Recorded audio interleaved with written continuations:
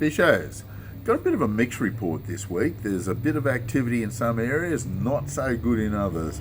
Now, where the highlights are at the moment, Dartmouth, if you're chasing a few trout, they're pretty respectable catches. Most people seem to be getting them.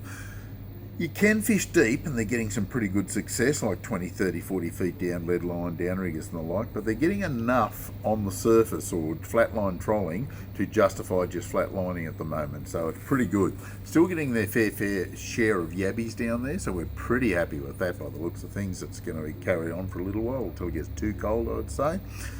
Disappointing thing is the Hume weir. It's very inconsistent, not a great deal of activity at all. It should be okay, but it's just not happening there, and we don't really know why. The Murray down around Howlong and Cora seems to be fishing quite well.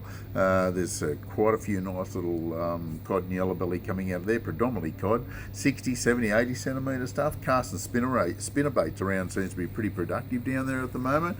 Mulwala itself is really quiet this week, not a great deal of activity down there at all. Got a little bit windy over the last couple of days, but that's only just a short-term thing. But I can pretty sure it's going to fire up again before it gets too cold. It looks like it could do it. It's a bit green in colour, but it's certainly not too bad. It's certainly worth fishing down there at the moment. So we've got a bit of activity down there. Murrumbidgee River, fantastic. You can't get it too much better. Plenty of bait fishing down there at the moment. Plenty of fish getting caught on bait lures. Doesn't seem to matter really what you're going to do down there. Old Man Creek, very inconsistent. If you're going to fish the Bidgee, I'd suggest take it really slow and easy in the boat because it's quite low. It has come up a little bit, but it's going to be inconsistent over the next couple of weeks. Blowering Dam, not a great deal of reports from there. There's a few fish coming out of it, but not as good as we'd like.